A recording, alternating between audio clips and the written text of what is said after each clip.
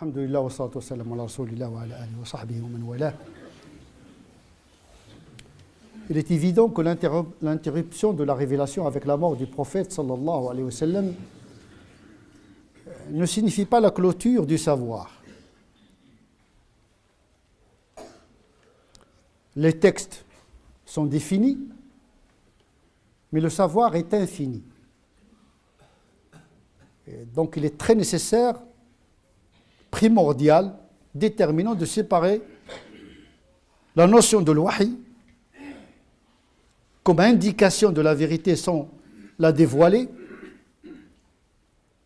et la notion de l'ilm, cette quête de la vérité qui doit continuer sa marche jusqu'à la fin des temps. La clôture de la révélation signifie la maturité de l'homme qui doit désormais compter sur sa raison et l'inspiration que Dieu peut lui offrir comme mode de connaissance. Si la révélation, si la prophétie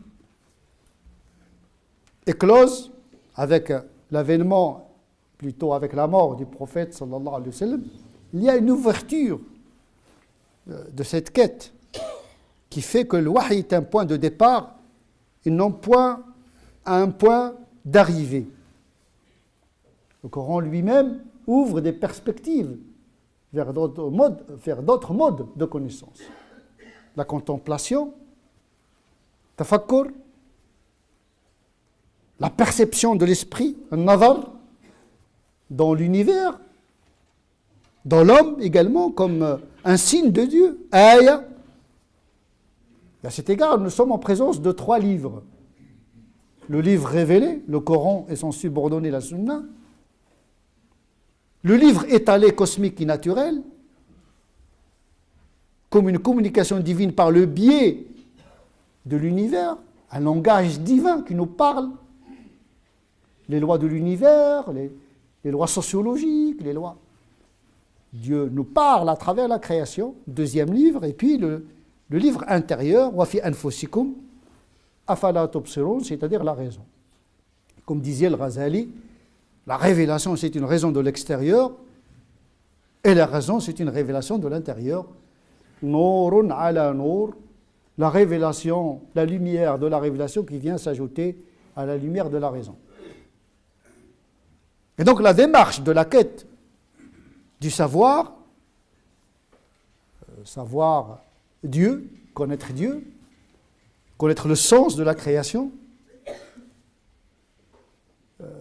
c'est une quête qui ne doit pas s'arrêter sous prétexte que tout est dans le Coran. Si tout était dans le Coran, on n'aurait pas besoin de la Sunna. Et si tout est dans le Coran et la Sunna, on n'a pas besoin de l'aql. On doit liquider l'homme et laisser les textes parler d'eux-mêmes, ce qui est une absurdité, puisque les textes nous invitent à se pencher, à réfléchir sur le donné révélé. Donc l'ijtihad, comme une continuation de la prophétie, commence d'abord par l'effort de comprendre le signe de Dieu, pas les dévoilements. Dieu ne se dévoile pas, mais il indique. Et celui qui t'indique le chemin te demande de le poursuivre et de marcher dans le chemin. L'hidayah, c'est d'orienter la pensée et l'agir. Mais la marche doit être continuée par le musulman dans sa vie. Il ne doit pas toujours attendre des réponses toutes faites, mais de continuer à chercher. Au niveau du savant, il doit faire le travail de l'ijtihad qui convoque les outils de l'ijtihad, mais chaque musulman est amené à répondre à des situations imprévues. Personne n'est exempt de l'ijtihad. Parce qu'en définitive, le jour du jugement dernier, nous serons tous interrogés sur notre responsabilité individuelle. Il n'y aura pas de jugement collectif ni communautaire. Les gens ne vont pas être jugés par lot, par nationalité, par ethnie, par race, par religion. Non, par individu. Farda. Nous serons ressuscités en tant qu'individus. Et l'islam, c'est la religion de l'individu. Donc chacun doit apprendre à prendre sa responsabilité dans la réflexion et dans les choix qu'il engage auprès de Dieu le jour du jugement dernier. Donc cette pensée communautariste, cette pensée tribale, qui affranchirait le musulman de sa responsabilité est une pensée mortelle et fausse. Donc l'ijtihad, c'est-à-dire comme effort intellectuel, ce n'est pas une option, c'est une obligation que chacun d'entre nous doit l'assumer selon son niveau. Il y a également, ça c'est le premier prolongement de la prophétie, c'est-à-dire que la raison des savants, la raison collective, la tradition, l'ijma, l'ijtihad individuel, ce sont des prolongements justement à cette révélation. Mais il y a un autre mode de connaissance qui se fait par la rectitude et la conformité à ce qu'on appelle la charia, c'est-à-dire les pratiques obligatoires univoques. Les 5 prières, le jeûne du mois de Ramadan, en vérité, ce sont des pratiques cultuelles, mais qui ont pour objet et objectif de réaliser une connaissance. Ça veut dire que la prière est un moyen de discernement. On prie Dieu pour qu'il nous éclaire, qu'il nous guide, dans notre vie matérielle comme dans notre vie spirituelle. Donc la pratique spirituelle, c'est une convocation du divin afin qu'il intervienne par le biais de l'inspiration dans notre vie au quotidien. Donc il y a une utilité à la pratique. Ce sont des moyens, la patience et la prière sont des moyens qui permettent aux musulmans de progresser dans la vie et dans la connaissance. Le jeûne également, ça permet à l'esprit d'être plus épuré. Au lieu de se pencher au travail physiologique de la digestion, il est libéré physiologiquement des contraintes physiologiques afin de libérer l'esprit, comme les anges qui ne mangent pas, qui ne boivent pas, qui ne copulent pas, pour s'adonner à l'adoration dans le but de se rapprocher de Dieu par imitation, puisque le jeûne est une imitation de Dieu. Dieu lui-même ne mange pas, ne boit pas, n'a pas de sahiba, n'a pas de femme. Donc, connaître Dieu par l'imitation, par la pratique. Deuxième mode de pratique, c'est l'ijtihad fi ta'atillah. Faire l'effort de réaliser la pratique. Ça produit une connaissance. Wattaqullah wa yu'allimukumullah. Conformez-vous aux exigences de la rectitude, Dieu vous donnera le savoir. Donc il y a le wahi, la révélation, mais il y a l'ilm qui s'effectue par ces 2 modes. Et le Coran, il a fait ce discernement.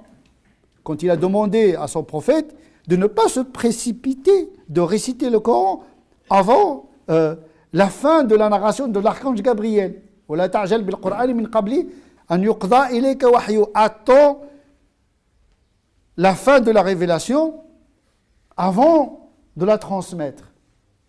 Et le Coran de enseigner au prophète, juste après ça, وَقُلْ رَبِّ زِدْنِي عِلْمًا. Oh Dieu, accroît, ou bien croît, dans le sens de la croissance, augmente mon savoir. Il ne lui a pas dit de demander plus de révélation, plus de wahi. Il lui a demandé de demander plus de savoir. Parce qu'on peut avoir la révélation, mais sans le savoir.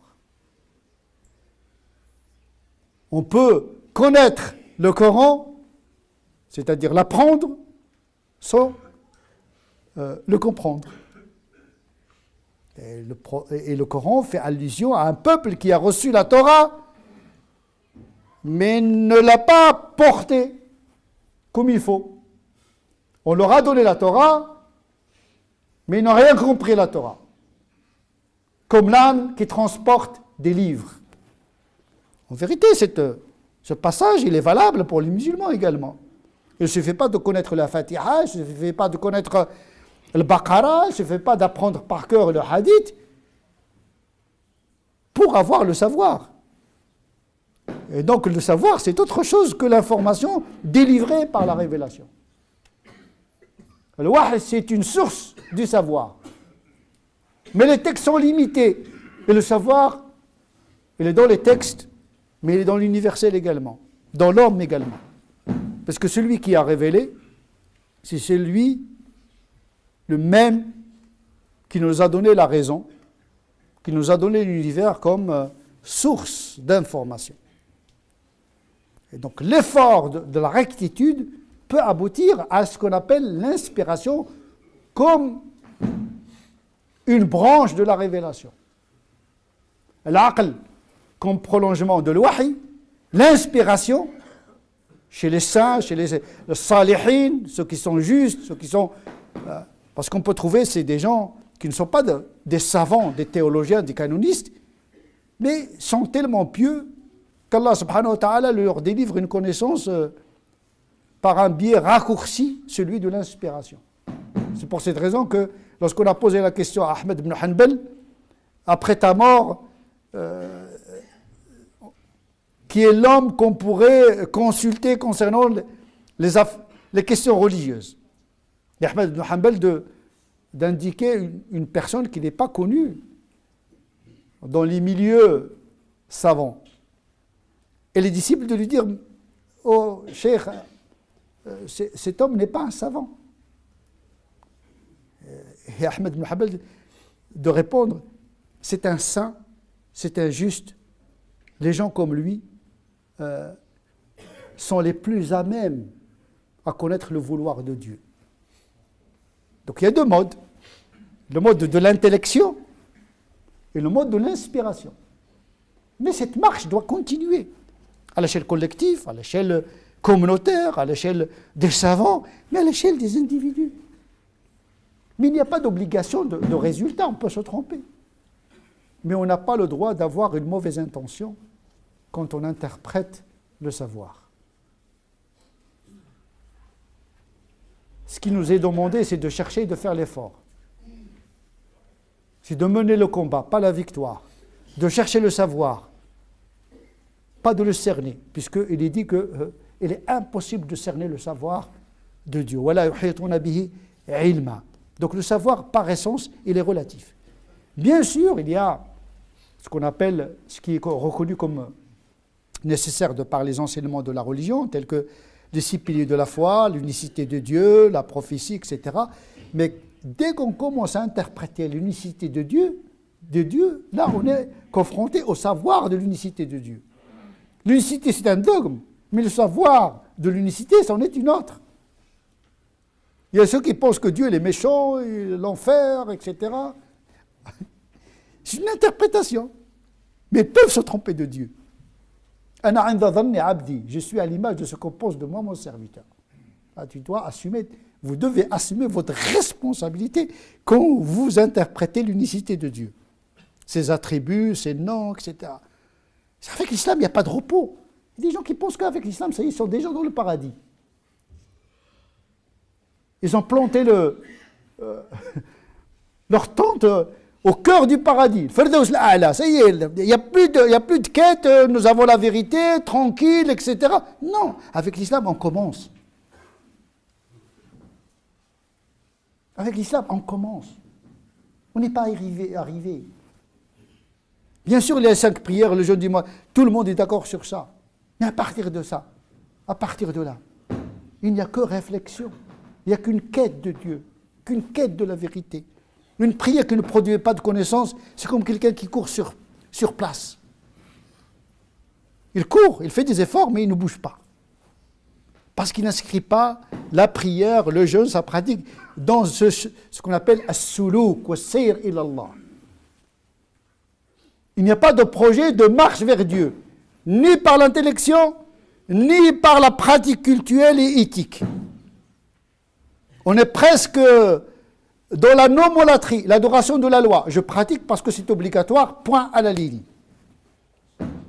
Mais excusez-moi de vous dire que Dieu préfère des fidèles intelligents à des fidèles bêtes.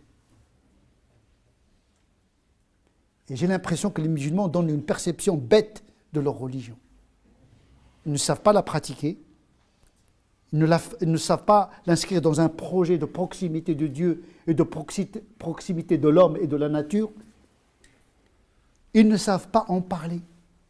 Écoutez un musulman quand il parle de sa religion. Vous n'avez pas envie d'être musulman. Il y a le sang qui coule, c'est comme ça, il n'y a pas autrement, l'islam c'est la vérité, l'humanité en enfer, il n'y a que les musulmans qui vont entrer au paradis. Mais ce paradis qui est aussi large que les cieux, il va être rempli uniquement par des musulmans. يعني الله دار الجنة غير المسلمين. Et est-ce que vous savez que le paradis, tellement vaste, tellement grand, que Dieu va créer une humanité qui n'a jamais fait de bien et qui va le faire entrer au paradis. Et tellement l'enfer est vide qu'il va mettre son pied, pas le pied dont vous imaginez, pour le remplir. Vous racontez cette symbolique. Jma'a, il faut être humble. Moi, je pense que l'humilité, c'est la démarche primordiale pour une quête véritable et sincère de Dieu et de notre religion. Tellement grande notre religion, qui doit être partagée. Pas dans le sens de convertir les autres, forcément, mais de partager notre vie de musulmans avec l'humanité. C'est ça, être témoin, shuhada. Être témoin, quand on voit un musulman, on a envie d'être comme lui, humble, bien, et pas un discours qui est contredit par une réalité sociologique, une réalité économique, une réalité intellectuelle, une réalité morale, décadente. La tricherie, la délinquance, on a battu les records. Les prisons françaises sont remplies de nos enfants qui sont des musulmans. Et quand les musulmans commencent à pratiquer, c'est aussi une catastrophe. De l'extrême délinquance à l'extrême fanatisme, on n'arrive pas à trouver l'équilibre. Et quand on dit l'islam c'est la vérité, les autres vous rétorquent. Puisque l'islam c'est la vérité, on n'a pas vu ses fruits sur les musulmans. Si vraiment l'islam est la vérité, eh bien il ne vous a pas transformé.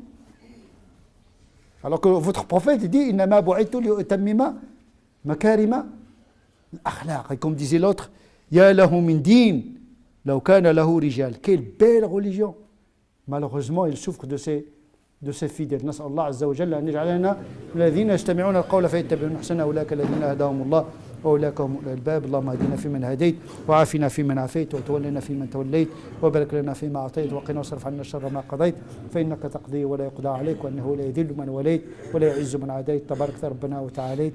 اللهم صل على سيدنا محمد وعلى آل سيدنا محمد كما صليت على سيدنا إبراهيم وعلى آل سيدنا إبراهيم وبارك على سيدنا محمد وعلى آل سيدنا محمد كما باركت على سيدنا إبراهيم وعلى آل سيدنا إبراهيم في العالمين إنك حميد مجيد. سبحان ربك رب العزة عما يصفون وسلام على المرسلين والحمد لله رب العالمين.